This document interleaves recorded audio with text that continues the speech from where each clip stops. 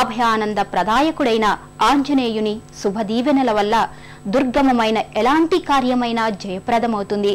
అలాంటి విజయ ప్రదాయకుడైన కార్యసిద్ధి ఆంజనేయ స్వామి గర్భాలయంలో అనంత తేజోమయంగా విలసిల్లుతాడు. గర్భాలయంలో సింధూరార్ణవంగా ధీర వీర గంభీరంగా సహృదయానందకరంగా సుప్రసన్నంగా సుమనోహరంగా కార్యసిద్ధి ఆంజనేయ స్వామి దర్శనమిస్తాడు.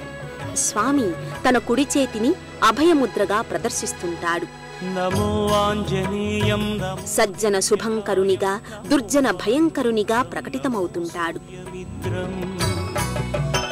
నమో నిఖిల రక్షాకరం రుద్ర రూపం నమో మారుతిం రామదూతం నమామి. స్వామికి వెనుక వైపు ప్రత్యేక పీఠంపై శ్రీ ఆంజనేయ సహిత సీతారామ లక్ష్మణ దివ్యమూర్తులు నెలకొని ఉంటాయి.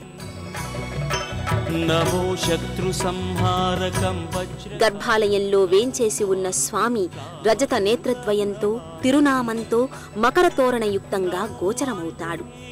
ఎలాంటి కష్టతరమైన కార్యాలైనా ఈ స్వామి దర్శనం వల్ల సుగమం అవుతాయని ప్రతీతి.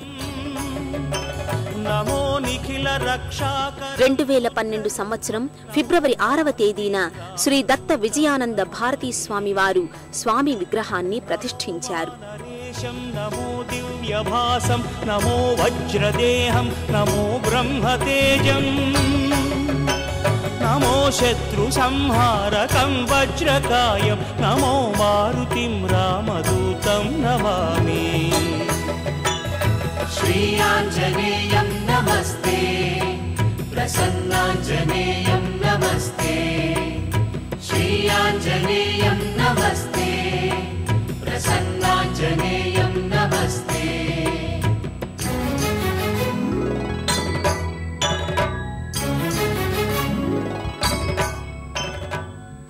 గర్భాలయానికి ఎదురుగా స్వామి వాహనమైన ఒంటె సింధూర వర్ణశోభితంగా అలరారుతుంటుంది. నమో వానరేంద్రం నమో విశ్వపాలం నమో విశ్వమోదం నమో దేవశూరం. ప్రతి మంగళవారం స్వామికి పవిత్ర ద్రవ్యాలతో శుద్ధోదకం పంచామృతాలతో అభిషేకాన్ని నిర్వహిస్తారు.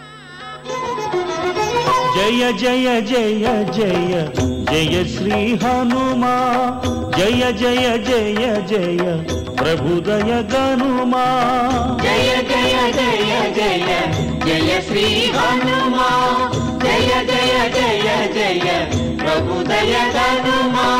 జగదభివందన జ్యోతలు గొనుమా జగదభివందన జ్యోతలు గొనుమా. జయ హే శ్రీమన్ హనుమా జయ హే శ్రీమన్ హనుమా. జయ జయ జయ జయ జయ శ్రీ హనుమా జయ జయ జయ జయ ప్రభుదయ గనుమా.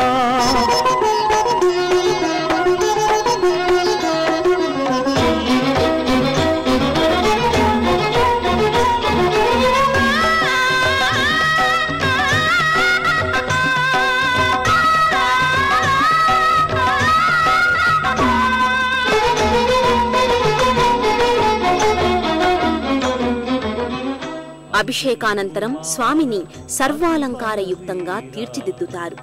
వడమాల తోమాల పుష్పమాలికలతో స్వామి సుందర హనుమంతునిగా ప్రకటితమవుతాడు. కార్యసిద్ధి ప్రదాయకుడైన ఆంజనేయ స్వామి కార్యదక్షతకు ప్రతీక. శ్రీ హనుమాను గురుదేవులు నాయక పలికిన సీతారామ కథ నే పలికిన సీతారామ కథ.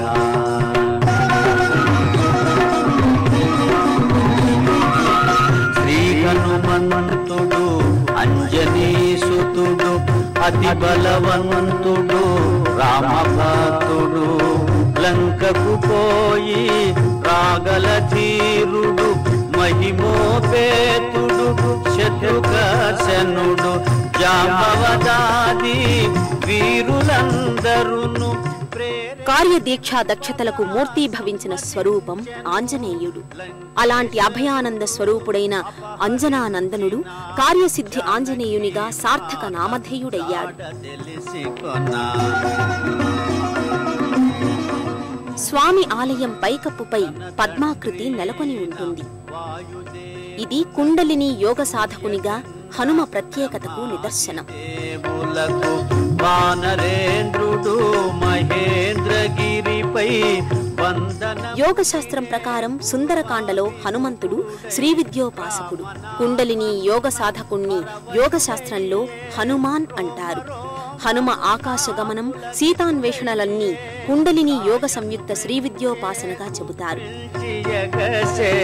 దక్షిణ దిశగా లంక చేరగా